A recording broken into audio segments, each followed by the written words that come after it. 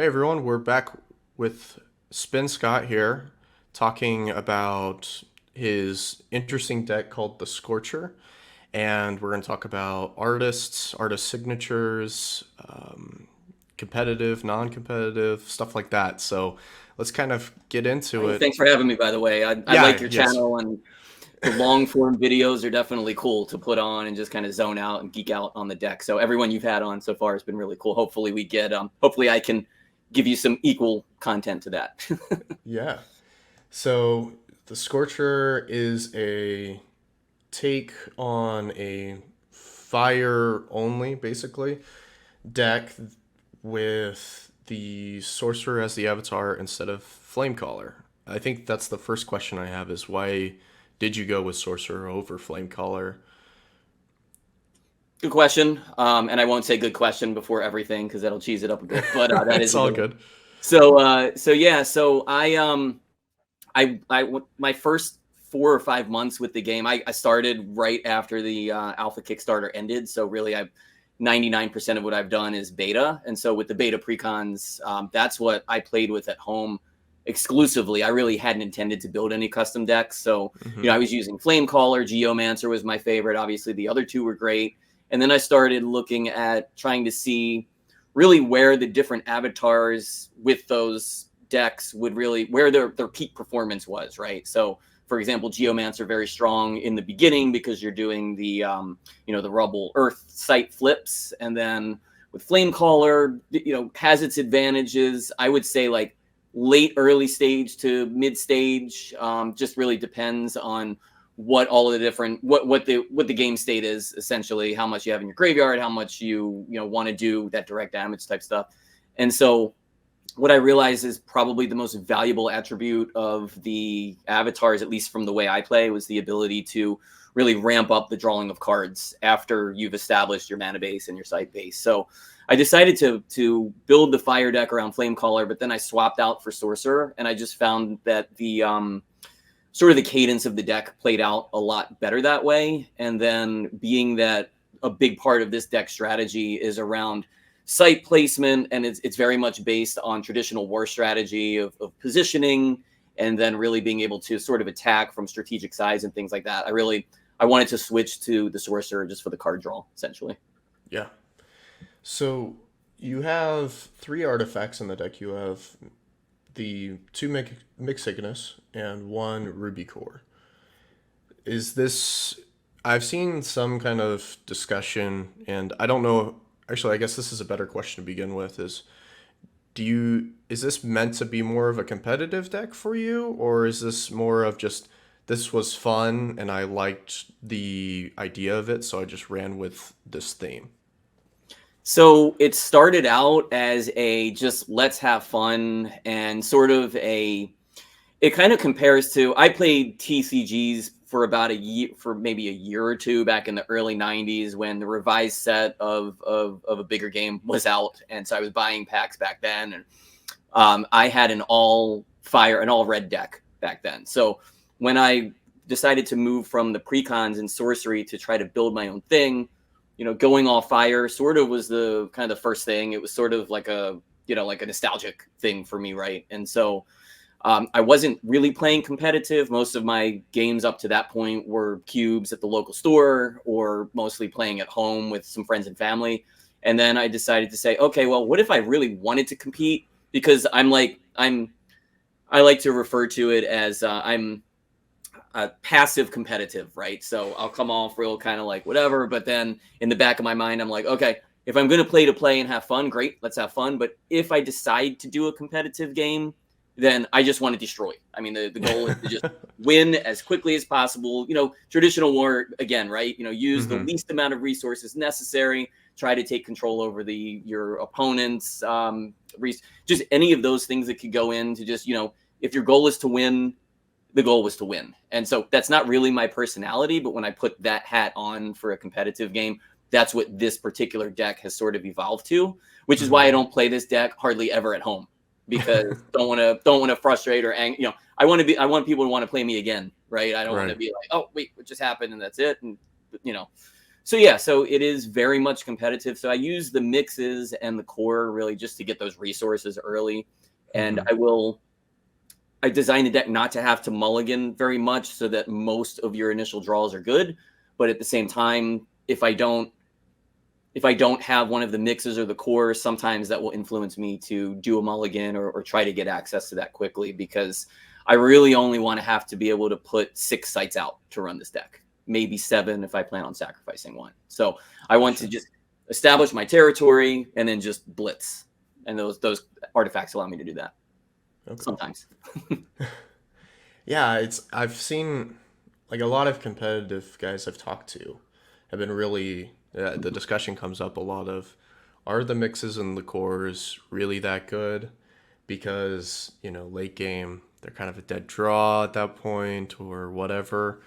They're really good early game, but it's just one of those things where you have to figure out, is it really worth it in the deck you're playing? And I think a lot of people initially were just, these are good.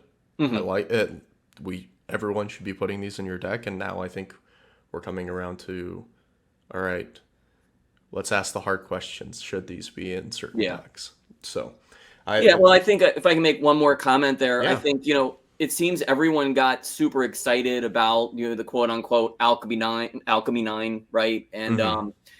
you know, with respect to terms like that, I think sorcery has done such a great job of creating its own world. I really hope that the community starts to come up with new and innovative. I understand comparing to old, like the summer magic thing. It's not really Yeah. summer here where most of the product is coming, so it's Mm-hmm. gonna be spring. But all good. We're all having fun with it. But I think stuff Right. like that really just the initial perception of these cards is that wow, the Alchemy 9. I mean, they're pricey, more the cores in the stone, right? But Mm-hmm. you know, if you're going to flex a deck and you're going to compete, put those in there because they're awesome and they're sought after, and then build your deck around that. For the way I look at the deck is no card in a competitive deck is more valuable than any other card.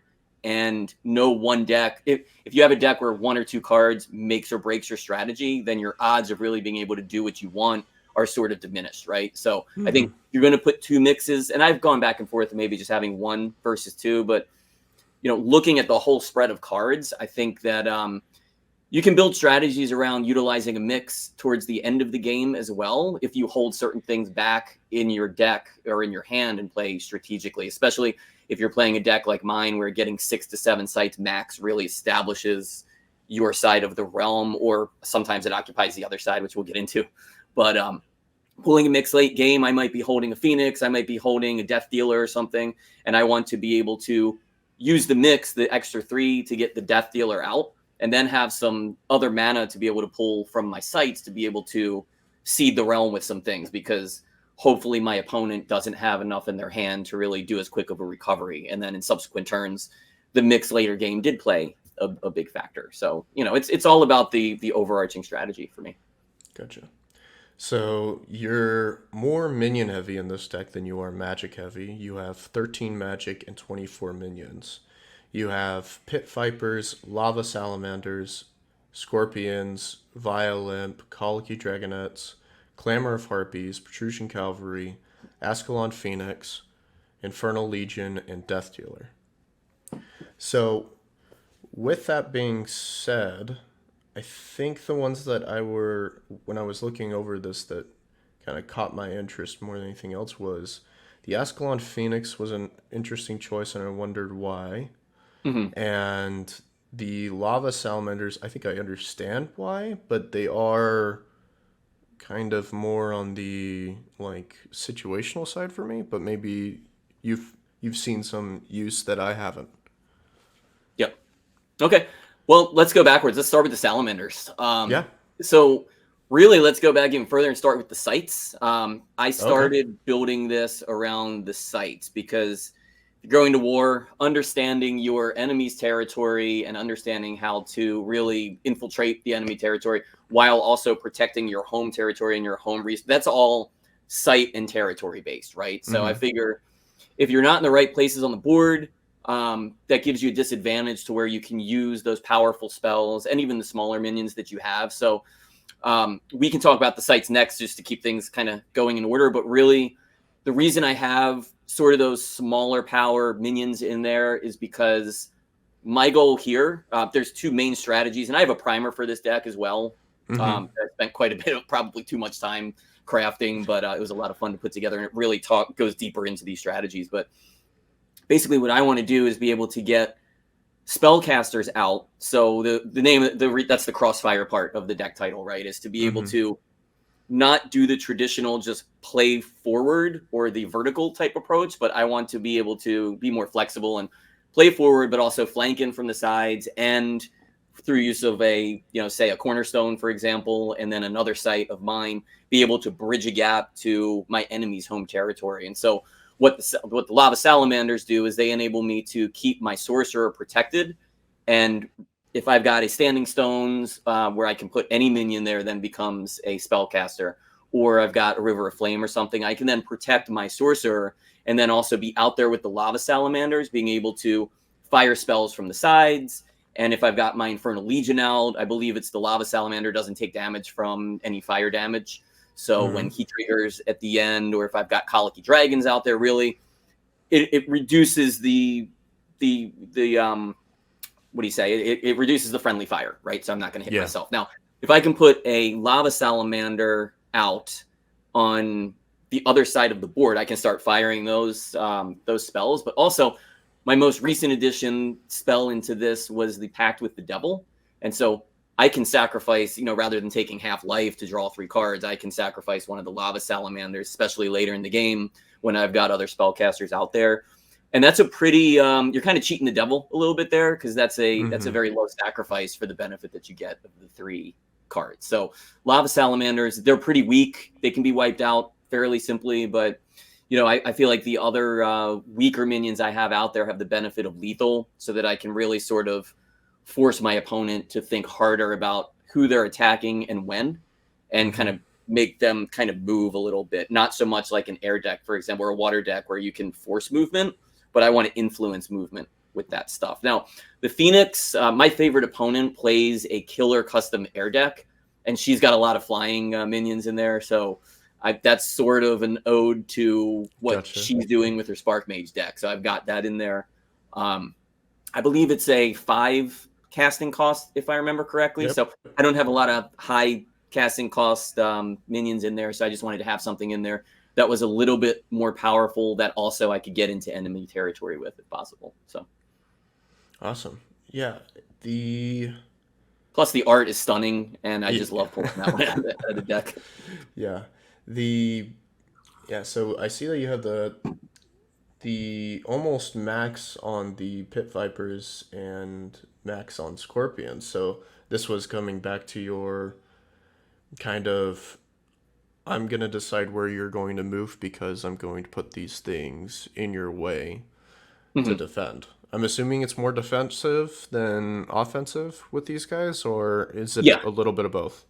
It's probably 90% defensive with these. So what I'd like to do is get out, like I said, maybe a Standing Stones or 2, and then put a Scorpion on it, or a Pit Viper, right? So now I've got a low power spellcaster that you're probably not going to want to attack directly, because it will, if it goes out, you're going out with it, right? So mostly on the defensive side with them.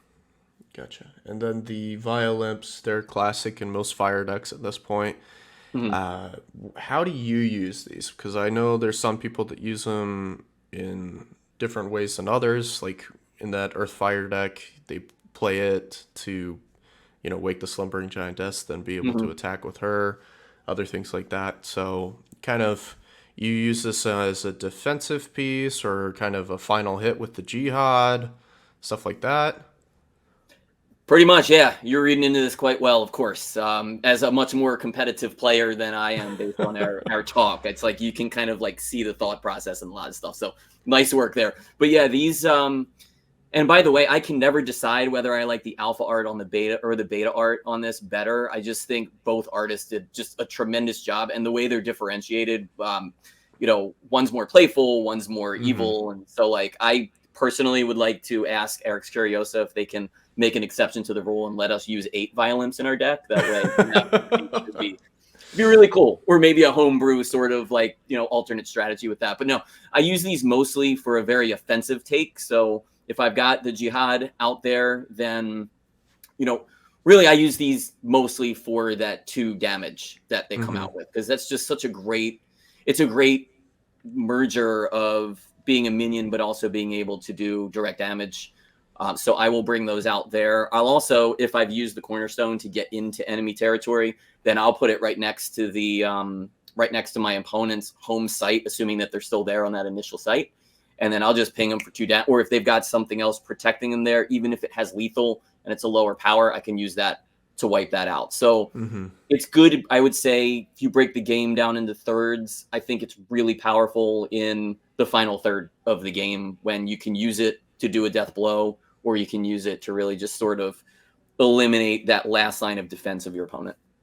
Yeah, I'm a degenerate Earth Fire player, so I am the guy that, common sense, go find the violent, play the violent, you're done. Congratulations. We're done. Yep. So I like it. It's a very direct approach. I like it. Yes. The Colicky Dragonettes, I didn't realize how good this card was until I started playing with it more and more and more, and just like the small little situations where this becomes very key to do certain things that you couldn't have done otherwise. Yeah. I know you do the crossfire thing with the cornerstones and other sites that you kind of place out in strategic situations. I'm assuming that Colicky Dragonettes use a lot of work in this deck then. They are key pieces, first of all, because they scare people, because they keep pinging every turn. The opponent will want to take them out just to eliminate that annoyance. I mean, I consider this to be, if you're on the receiving end of it, probably one of the most annoying cards in the game, right? Because it's just like, okay, I want to do everything on my turn, but wait, you're going to hit me with that stupid 1 point of damage again, and it's a projectile, and I got to move out of the way. And so I like to put these on the front line right in front of my sorcerer's back row, and so that it's just continuing to annoy my opponent, right? And so it will ping. Of course, I want to make sure that I'm able to move it if they do put out a giantess or something else that can be triggered by receiving damage. But yeah, I mean, putting these, if I'm able to put one out with the cornerstone, it, especially early in the game, it forces the opponent to pretty much use that entire turn to eliminate the Colicky Dragon. So I'm buying myself a free turn almost, because, or they have to move their avatar, which is going to tap it, which means they can't do their special ability. And that's really the special abilities for at least half of the avatars are very important in the first third of the game. And so really this is to sort of, I want to confuse and make my opponent uncomfortable, right? Because when you're under duress, you're going to make decisions that you didn't plan for when you were at home running your test decks and things like that, right? So I want to get people out of their comfort zone. Having 3 of these is a great way to do that. And I know that sounds evil, but again, if the objective is to just get in and win, then if you read von Clausewitz on war, for example, a lot of the thought process, I love reading those war books. A lot of the thought process on this comes from resources like that, and they really make sense in sorcery, particularly because of the 3-dimensional aspect, the movement aspect of this game. So right. So there's something I didn't know about this until later, and I'm not certain if it's true or not, but I trust the guy that did this on me, and he seems to know a lot about the rules, so I think he's right in this. But if you give Colicky Dragonettes a lethal dagger, then their 1 point of their projectile becomes lethal then. So I don't know if you've ever thought about potentially adding daggers into the deck just for Colicky Dragonettes to be able to, hey, it doesn't matter how much that thing is, I'm going to be able to shoot it at the end of the turn to kind of make really it cool. More scared, get that more fear factor into it. Right. Yeah, I think that's neat. It sounds like it could be legal, but I think that if it doesn't exist on the Curiosa.io FAQ, I tend to be a stickler for rules, so I want to make sure that I'm doing something right. So I would probably want to not do a trust and I probably want to verify and then trust on that one, right? But Mm-hmm. I think that would be really good. My only, my only concern with that is I try to optimize the combinations of any cards that I have I can use. And so Mm-hmm. would the dagger be useful later in the game if all of my Dragonets are gone, or if someone used like a Grim Reaper and wiped them all out of my deck, or if I'm just not lucky and all three are just kind of like lurking at the bottom of the deck and I'm never going to pull them, right? So would that be a dead card without this? And so not sure, but I definitely would instill fear in an opponent having that, if they know you have that and they're like, okay, this is going to be, could be a problem for Yeah. them. So good question. I'm fairly certain it works the way he said, but I think yeah, I so. would have Yeah. to I would have to talk to the guys on the Curiosa rules Discord Yeah. channel The that they experts. do. Yeah. The Clamor of Harpies is an interesting one that I've kind of myself gone back and forth with. Mhm. The ability to teleport a weaker unit or weaker minion to the location and strike it is a very good ability.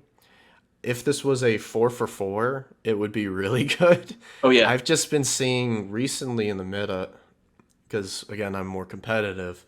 Mhm. I've seen a lot of people kind of, if you aren't a 3 power minion, you're not going to come into my deck a lot. Yeah. So, have you seen where you're kind of, you play maybe the only unit you have available to you right now is a Clamor of Harpies, and you need to just get something down on the board that they just don't have a target for you? So I see multiple uses for Clamor of Harpies. Both, I think a lot of players look at the offensive attributes of minions, but there can be other strategic things you can do with them. So I'll use Clamor of Harpies to move my own spellcasters around. So like I can use this to move a Lava Salamander where I need it to go, and then I can kind of do that crossfire thing with it, right? Because Mm-hmm. if I remember correctly, I'm reading it here. Clamor of Harpies may strike the Yeah. unit that's moved to it. So, may versus shall, all of that. So Mm-hmm. I use it to do that, and that's been really, really helpful, especially if I get like a jihad out later in the game and I just want to move minions that are already on the board out to those sites. Or even without that, because no, I would need that because I would have to cast this on one of my sites, right? So Mm-hmm. I depending on the stage of the game, I can use it to move my own spellcasters around. If somebody has, if I remember correctly, I use this against a Grim Reaper to bring the Grim Reaper and strike it. And I can't remember if that wiped out all of my. I'm still learning the competitive side. So it would So, not kill your Clamor. Well, it would, because you're striking it.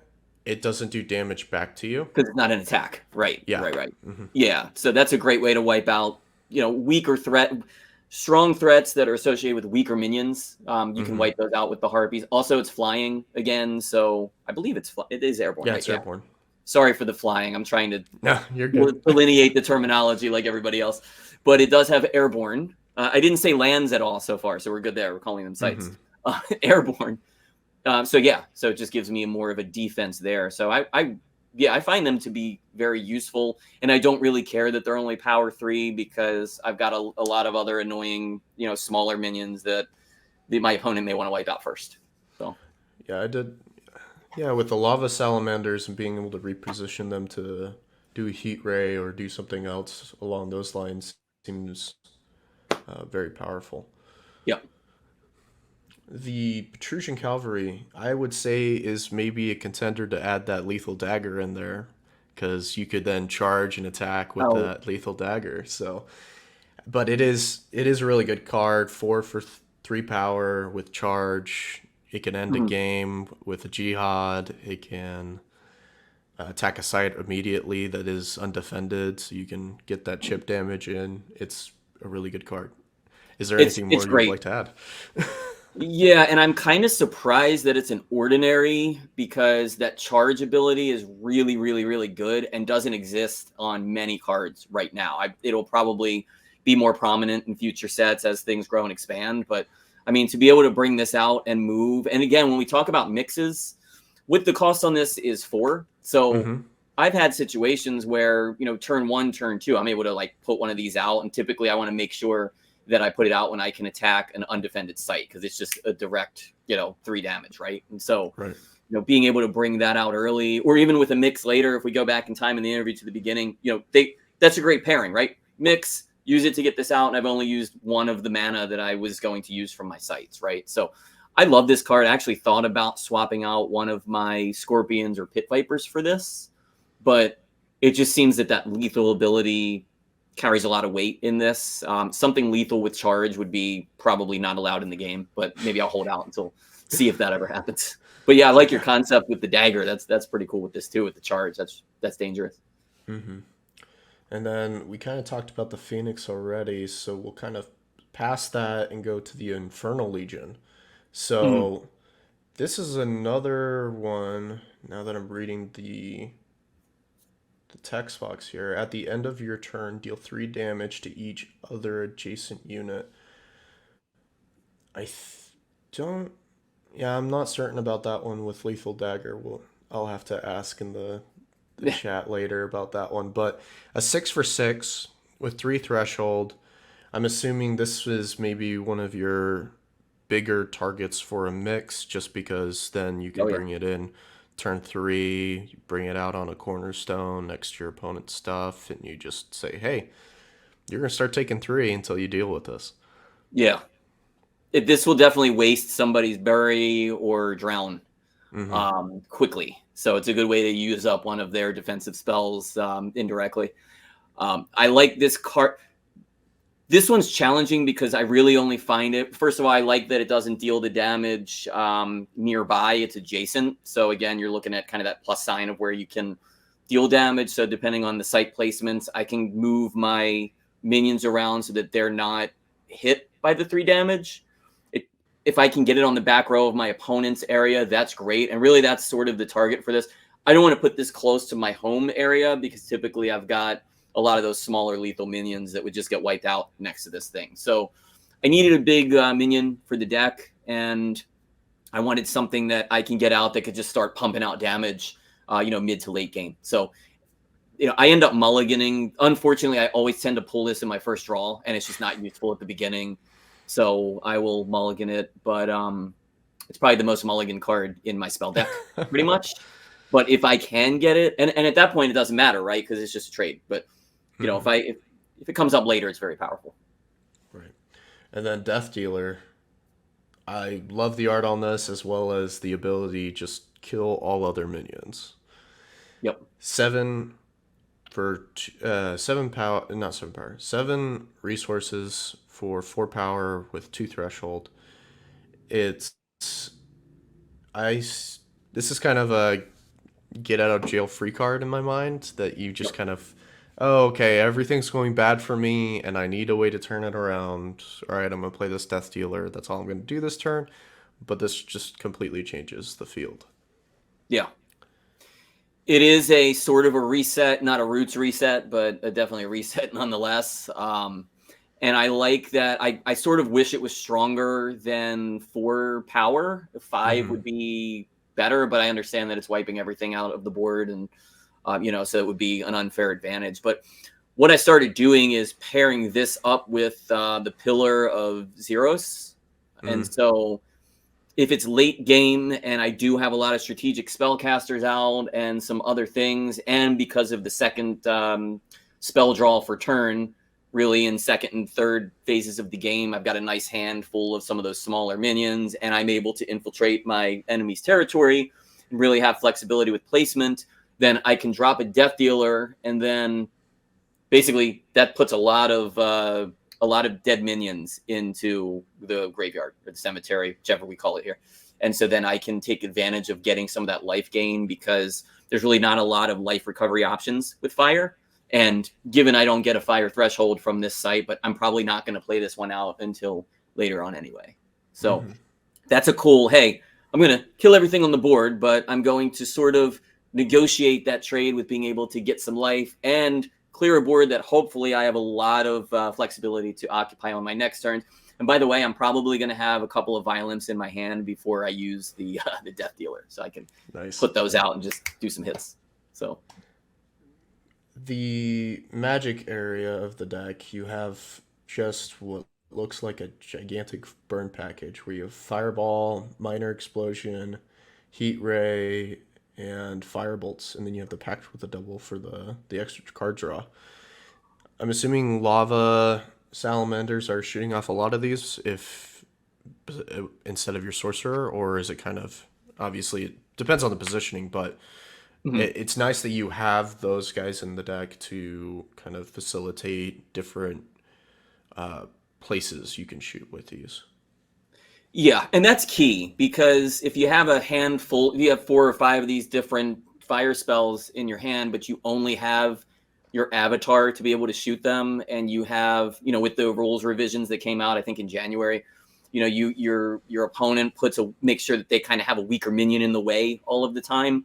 You're you end up finding yourself with all these spells and really nothing to do with them. So if you've got strategically placed spellcasters or spellcasting sites like River of Flame, which if I can get the right draws, I love to put a River of Flame and Mirror Realm it right next to it. That gives me like a nice double. I can kill root spiders with that because it can Mm-hmm. shoot under the other sites, and I have wiped out several root spiders with that because I hate root spiders. Again, I'll say everything is amazing art because it is in this game, but love the Yeah. root spiders. Just would prefer to see them in the cemetery versus underneath a site that I'm trying to get by. So yeah, I will use with these. If I can shoot them off early, I like to get my opponent's life down to about a third or a half early on because again, that makes them nervous, and so Mm-hmm. again, they'll start making decisions and things like that, and thinking, oh, well, I better move my avatar out of the way because of this, and it's like, oh, wait a minute, now he's got a cross, a cornerstone here, so kind of breaking up that strategy and causing confusion again, as we talked about before. And so the fire spells are for, like you said, positioning. When I've got everything out there and I can kind of crossfire them and make sure, if there's a tufted turtles, for example, I've got the firebolt, so I can do the first ping, doesn't take any damage. The second one will hurt the turtles, and then I can do other things to eliminate more severe threats like that. Mm-hmm. So moving over to the sites real quick, you have Arid Desert, Mm-hmm. Cornerstone, Mirror Realm, Pillar of Zaros, Red Desert, Remote Desert, River of Flame, Shifting Sands, Standing Stones, and Vesuvius. So you got a lot of those normal or ordinary sites, I guess, Yep. that just ping for 1 damage. And I've seen it a ton of times where I'll play down one of the ordinaries to do the 1 damage to Mm-hmm. 3 costs, and then play the violent to do the 2 more, and then that's out of my way. Yep. That's it. Again, you're kind of reading the minds here. Yeah, that's it. And so also with the shifting sands, I can re-trigger those, which is great. Yeah, It it's could do. You got 3 sort of surrounding something. You could do some pretty. You can wipe out a pretty significant minion with that. So yeah, and then the cornerstones can only be played to the corners. so so I have some contention. So it says maybe place to any corner. It doesn't say must be played to a Mm, corner. So right. my interpretation and how I've been playing this, and I have asked several, I'll call them senior players that have played a lot more competitive games than I have, because it's may. If you look at that wording in Yep. other places, that you may place it in any corner. And I know the language was changed slightly from the alpha card, which I just pulled because I bought my first alpha box finally about a week ago and opened that, and it was interesting. And I did notice some of these different wordings, but because it says may be placed in any corner, it doesn't say may only be placed in one of the 4 corners. So my Gotcha. interpretation is I can use it in a corner, or I can use it just in the center if I Normally. want to. Yeah. I think you're right on that. I don't think you're I'll make sure to misinterpreting that. clarify that before the big cup that's coming up. And Mirror Realm, your targets for this, I think, would probably be maybe a second hit on Pillar of Zeros if you need it. I don't think you would need it, but Mhm. maybe. Or your like you were saying, the River of Flame, maybe a Yep. Shifting Sands or a Vesuvius is kind of what I'm thinking. Um, my dream use of this is with the River of Flame, because then I get a spellcaster that really can't be killed as easily as my other ones. So really that's sort of the purpose of this, but also if an opponent is playing a particularly useful site on their side of the realm, I can use this to copy attributes of that. And so Yeah. I don't like pulling the mirror realm too early, but tends to happen a lot. I tend to have very poor luck. However, in exchange for that, I sort of have like a sixth sense intuition, and we can talk about that stuff on another podcast probably. But you know, my poor luck, I try to overcompensate that with strategic plays, right? And so I know I'm Right. going to get the mirror realm early on. So if I need to use that to mirror even just a basic desert, then at least I can get an additional 1 damage to something. So I think it's one of the best sites, if not the best site in the entire game, because unless a future really powerful site says cannot be mirrored or copied, anything that this is going to be one of those sought after cards, and again, one of my favorite arts in the game. So there's Yeah, that. it's fantastic. the the Shifting Sands is a card that I've seen a lot of people have really good success with, and Mhm. sometimes it's just a dud. How does it feel in the deck? Um, it's more of a time sensitive site, so turn 1 through turn 3 probably not useful. Other than that, it gives you mana and it gives you fire affinity, right? But the value of it sort of grows as the game goes, and so I'd say it's a neutral one. I think I only have 2 of them in there for that purpose. I Yeah, may have 3. Is it 2? Yeah, it's I only two. have 2 of those in there for that purpose because in a worst case scenario, it's just a solid site that gives you the mana and the affinity. But if you can use the special ability there, great. I think it is a little bit of a step up later in the game when you've already got all your ordinary sites out. So Gotcha. The Vesuvius is, I'm assuming you do want to sacrifice it, just kind of destroy everything that's over there, potentially hit their avatar with it, mhm. and walk away being happy with the explosion. Yeah, pretty much. It's just fun to blow up. So The Standing Stones is a card I have rarely seen in a deck. So it's kind of cool that I'm saying it now, and it totally makes sense for what you're trying to do with this deck, where you're trying to make lines of damage that can mhm. potentially come at any point, and your opponent has to constantly be thinking, okay, here's the salamander over here, here's the Standing Stones with the scorpion on top of it. Okay, so I can't go to those two, and especially late game when maybe they're already on death's door. It's Mhm. kind of one of those things where it's like, okay, I have to find the one spot that he can't hit, and Right. then and then maybe you're just like, okay, I just move the salamanders here, or I do this, and all of a sudden you're gone. Mhm. Yeah, I've never seen anyone else really play this site, and I haven't played with Mm-hmm. a large play group. Fortunately, I'm in the DC, Maryland, Virginia area where that's a huge hot spot for sorcery. We've got the cup coming up, which we'll talk about later. But I get to play with some really experienced players, and I never see Standing Stones played, and I speculate that it's because any minion there can be a spellcaster, and maybe people are a little bit concerned that if they play this site and their opponent gets a minion there. But I don't think people value spellcasters in this game yet quite as much as they should. You look at the wizards, you look at the Grandmaster Wizard, the Apprentice Wizard. They're more looked at for the Genesis ability and then just a free defense, right?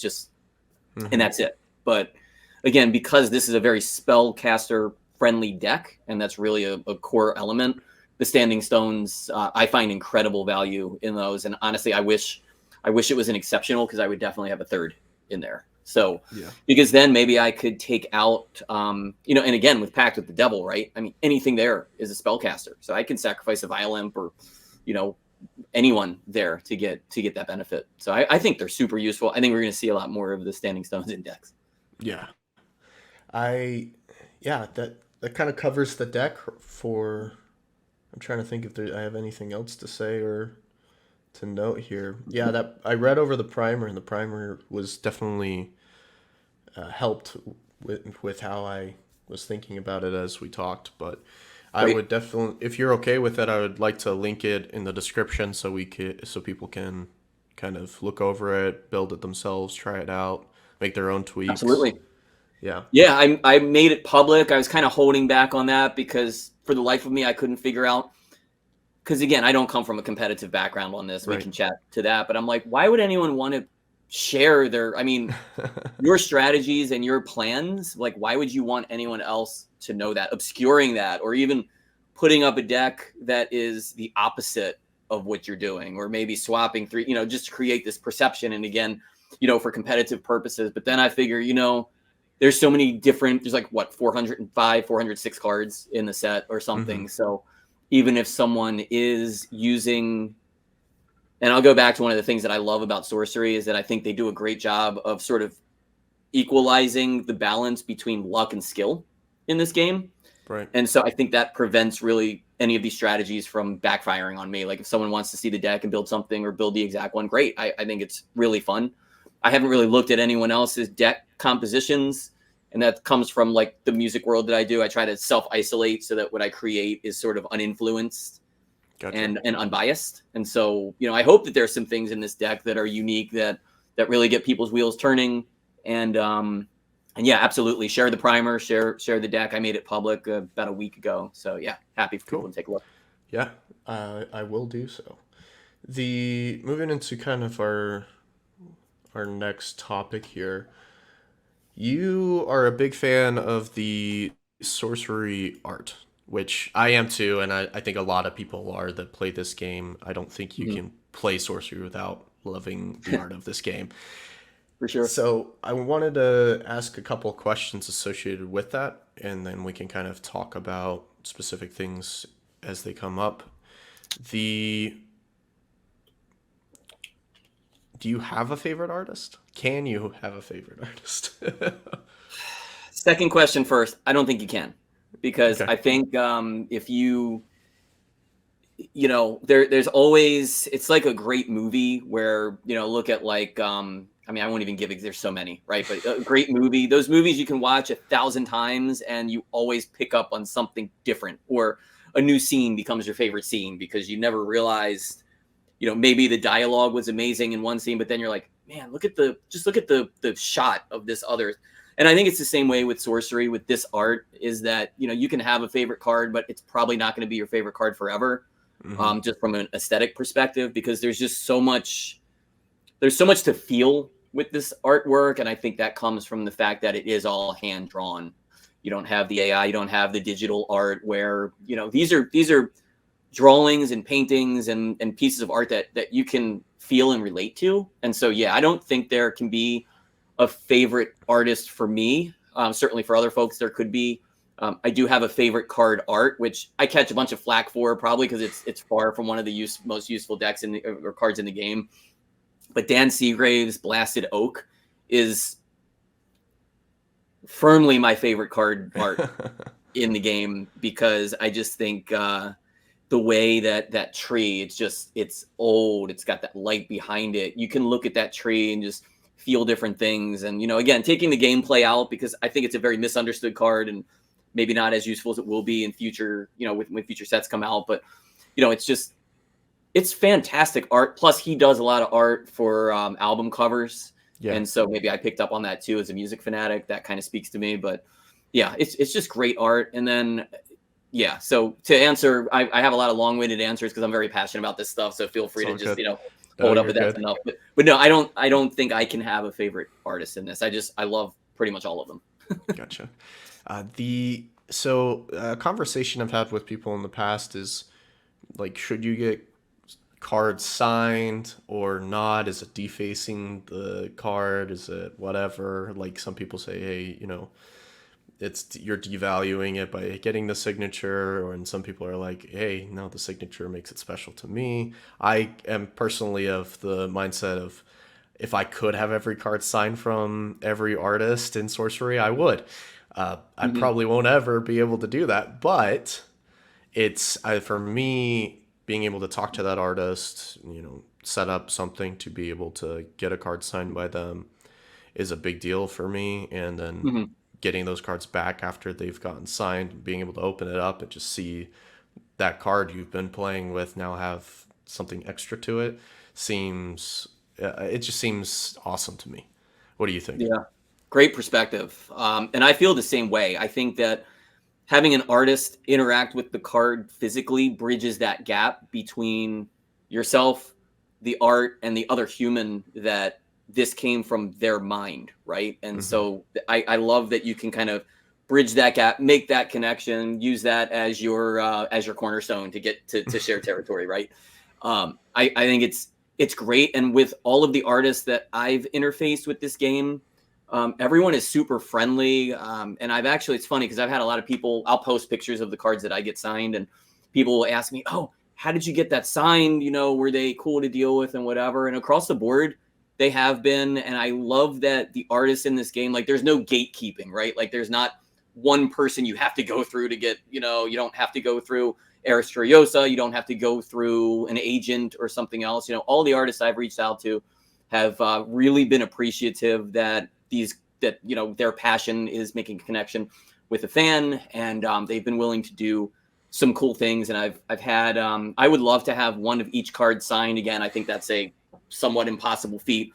I have some other ideas of a similar catalog of signatures that I'm working with, but don't want to share that because then again, that I want to be able to kind of get that accomplished without bombarding people. But yeah, I've been able to get a few cards signed, I think maybe by 4 or 5 artists at this point, and I've tried to make it sort of a special experience each time.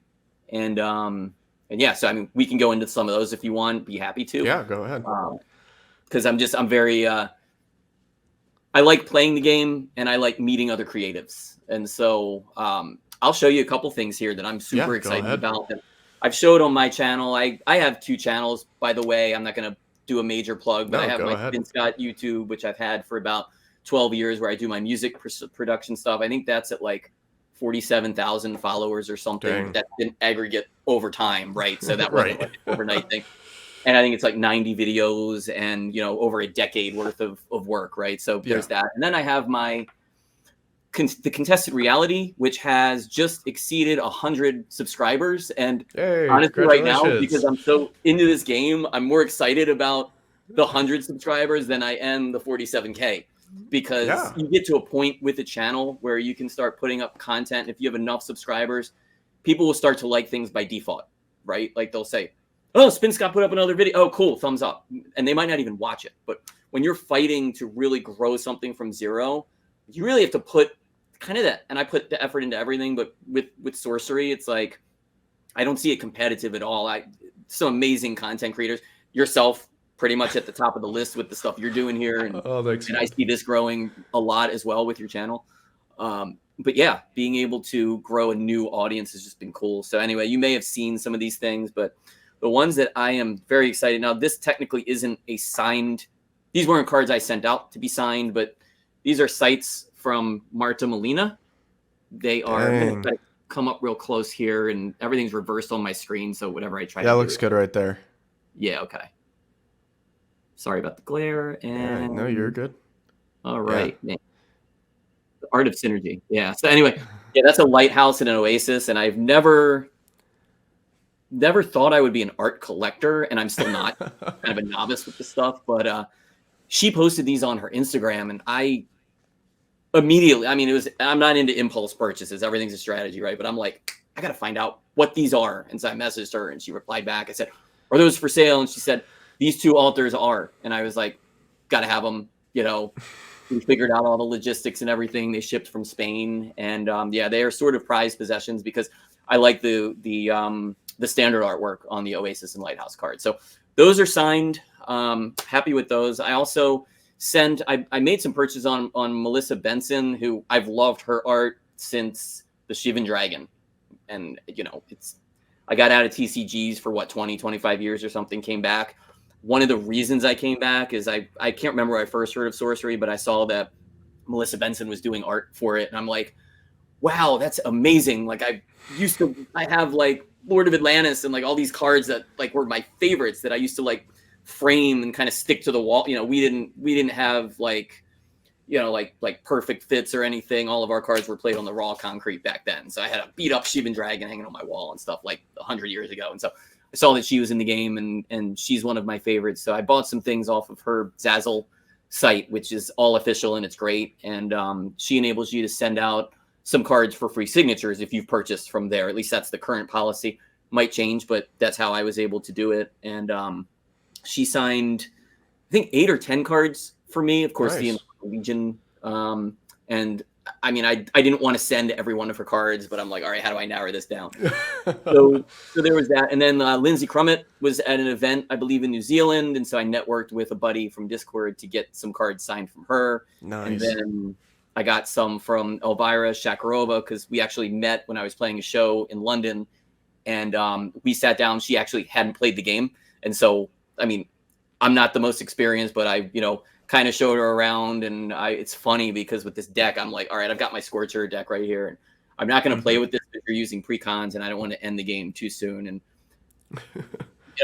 I was a little bit over bloated on that because she ended up defeating 3 games to 1 with my own, she was using the precons, which means that I found out that I really was getting spell draw heavy with the deck, and while she was putting out sites. And so yeah, she defeated me on that. My big takeaway was, first, it's great to get my mixes signed, and that was awesome. Very nice person, very great games. And now I try to make sure that I actually get some sites out into the realm before I start drawing too many spells. Yeah. So I was able to get the mixes signed and the Dream Quest and a Midnight Rogue foil signed. Jury's out on whether getting foils signed on the foil side or the full art side. I honestly like to get the non-foils signed on the play side, just because that's what you're looking at the most. And so could go on and on about the art. Yeah, I'm a huge fan of. Do you play with the signed cards, or you kind of have them to the side and you don't? They're more collector's pieces to me. I don't play with them. And to answer your other question before, I think, the fact that some people think it devalues the card versus that it adds value, I just think that depends on what store of value you're looking at. I mean, if you're going to resell cards that are in mint condition 30 years from now, the signature is probably not going to help, right? But if you are the value in the experience, like I would never sell or trade my signed cards. Like I got them signed so that I can kind of have that special connection with them. So they transcend the dollar value into priceless territory for me. Yeah. But everybody's different on what they look at. Mm-hmm. Yeah. So you don't play with the signed cards. There is not. Yeah, I am the opposite, and I actually play with them because for me, it's part of, like, I play the game a lot. I'm not really, I collected the whole beta set. Like, I have every card from beta. Nice. But that's the reason I did that wasn't to collect it. It was to be able to play anything whenever I want. Was the reason I collected it. Because for me, I just enjoy playing this game so much. My wife and me both got into it, so we play around our coffee table like once or twice a week, and that's cool. A ton of fun.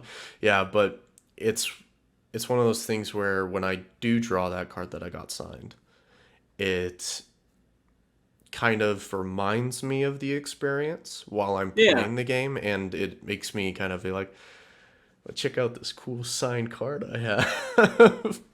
Because I'm playing it, and it's just, for me, that's how it makes me experience it more often, I guess, by playing with it. Again, it's like, it's not just tucked away and I have to go look for it. It's like, no, it's in my deck. I'm gonna go play today, and all of a sudden it comes up. My Color Out of Space I got signed comes up, and it's like, oh, there it is, and hey, I'm gonna play this cool site. I like that.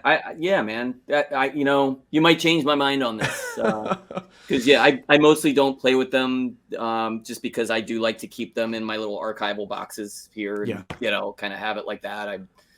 But no, you're right. And actually, when I think about that in strategic context, that could throw your opponent off if you pull out some amazingly signed, like, especially like, and I love both Color Out of Space, but say you pull out the new Dust Rewards foil Color Out of Space, and somehow you were able to get it signed by Dan C. You put that out, it's gonna like break the concentration of your opponent when they're marveling over that, and then you can slam them with a firebolt or something, right? So strategically, I may start playing with some special cards. That's a good idea. Nice. Yeah, it was something that I've found is like when I add like certain cards to my deck that I'm like testing, and I go to my local scene and they're like, "Wait, I've never seen that card. Let me read it real quick." And then they have to read about it, and then they have to think about it. It's like, okay, why does he have this in his deck? And makes them think about, okay, maybe this is a good card. I've never seen this be played, but now it's maybe a good card. And Yeah. so maybe that throws off their game a little bit too, because now they have to think about this card they've never had to think about before. Yeah, and to work around it, and oh, wait a minute, is this because a lot of these cards are not very straightforward right away, and so like Yeah. got to think about them. So you're using your opponent's mind resources up, right? And Yeah. like using their RAM for another program, and then you Yeah. can sneak attack and things like that. I love it. Yeah. My one of the things I started doing recently was playing, because again, I'm a filthy degenerate here. The I was like, well, if Root Spider's good and Hillick Basilisk is kind of like Root Spider, might as Mhm. well use both. Yeah. And people started getting annoyed. I was like, oh my gosh, I'm disabled in front, and I have a root, like there's Root Spiders everywhere, and there's Ugh. Hillocks, and so I'm like just disabling a bunch of stuff, and it's fun. It's It's not fun fun for for my you. opponent. Yeah, I know. Fun for you, not fun for someone who's like, you've got your two entangled terrains there, and then all these spiders hiding on, all this stuff. I mean, yeah, that can be really game changing. I feel like it slows the game down a lot. it does. And so there, you can also burn your opponent's time, that way too. So yeah, that's neat. I never thought of the spiders with the basilisk. That's evil, man. Yeah. Let's see here. So you brought this one up in some of our chats on Discord. So are you on the side of you like that they're doing beta reprints, or are you on the side that you don't like that they're doing beta reprints? Okay. I do have some strong thoughts about that and opinions. But it really comes down to what Eric's Curiosa's goals and strategies are as a company. Personally, I am totally fine with beta reprints, but with certain caveats. Okay, so like, and feel free to put a timer on this answer, because we could get to like 3 hours on it. I love business strategy and development and things like that. So I always look at things through that lens, through my business life. When it comes to reprints, I look at it like this. Okay, so there are various stakeholders with sorcery, right? That Eric's Curiosa has to be mindful of, right?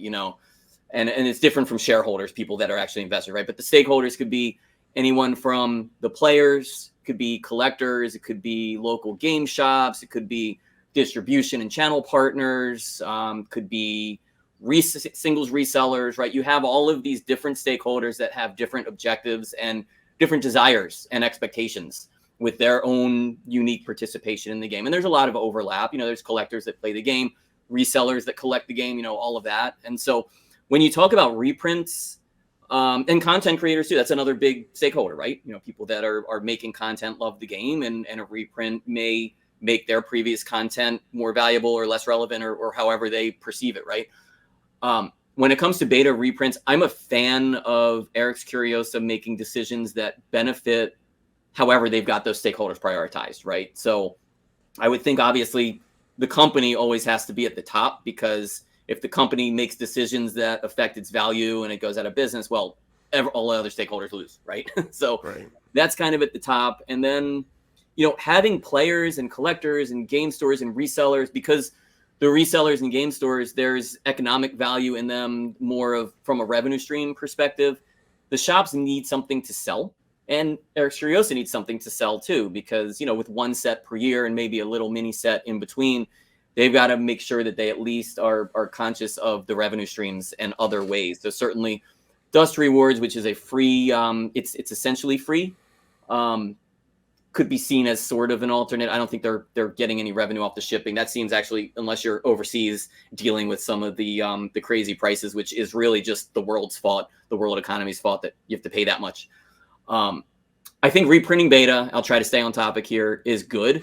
And what I would like to see what I would suggest, or I would at least like to understand the implication of, is if there was a beta reprint that maybe was a player's box, right? So I know in some other games there's been 1,400 different types of boxes that people can buy, and things become oversaturated, values tank, and all of that. And I left investors out as one of the stakeholders too, because you do have people that invest in the game. Whether or not that's healthy, short and long term, is another conversation. Strong opinions on that too. But I think coming out with a beta reprint, maybe that doesn't have the foils and doesn't have the curios. It is just the standard issue, 405, 406 cards that may diminish the value a little bit from a collector's perspective. However, if collectors also collected foils and curios, then you got to look at it as new player and new customer acquisition versus collector and player attrition, right? And so those scales have to be balanced. And so if a non-spicy beta reprint that was just a player's box, priced competitively enough, where people could get the cores, they could get the stones, they could get all of the essential, ordinary, unique, elite, all of the cards that they need, then I think that could be one way to satisfy the store's needs of being able to sell product and maintain the revenue stream. Could also be a revenue stream for Eric's Curiosa.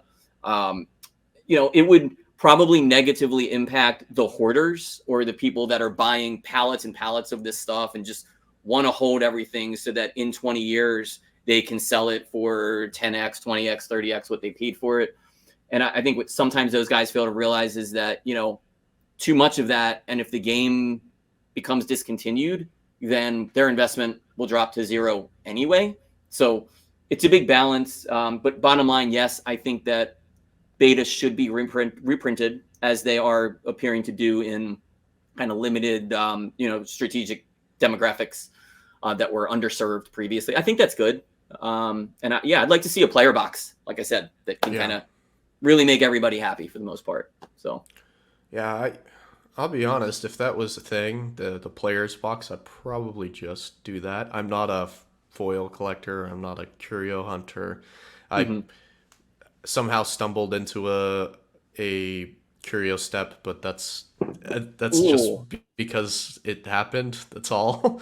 How can you share that, or is that like you probably did on one of your previous videos? So yes, I kind of did. So my buddy who got into the game because of me, he pulled it, and I obviously flipped out when he pulled it because I was like, "Holy cow!" Did he know what he pulled, or he's was like, it "What is that?" Like it's just he's like, "All right, whatever," and I was like, "Okay, well, I gotta tell you what this is. This is the value of it. This is what it is. This is how hard it is to pull. This is kind of how many we know that exist." And he's like, "Okay." He's like, "Well, he's like, I'm not a card game guy. Like, this is literally like one of the first card games I've ever been a part of, and it's because of you. Like, you give me $500 for it, and it's yours." And I was like, "Okay, sure." all right? And it was one of those things where like I am planning to go down to Vegas, and I'm planning to get rid of this card. Like that is Okay. my purpose of it, because again, it's for me, that card doesn't really matter to me, because again, it's like I won't ever play with it. It's too expensive for me to play with. Right.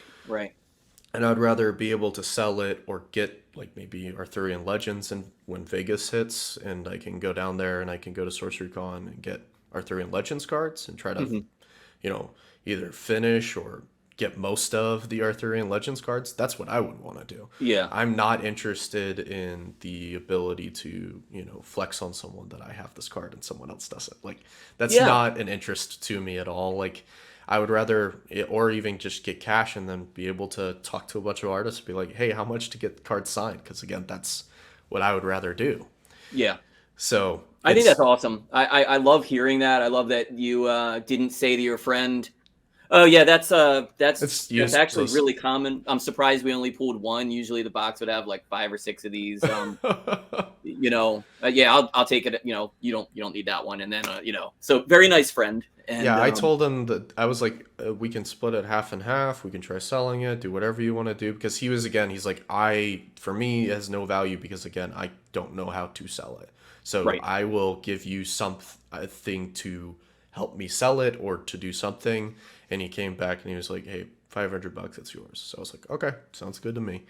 Yeah, But that's it's wild. just yeah, it's just Yeah. one of those things where I was like, "Okay, yeah, like again, I'm planning to just take it down with me, go to a vendor. Hopefully, there's some vendors there selling singles, and just be like, hey, what's the trade value of this thing? Yeah.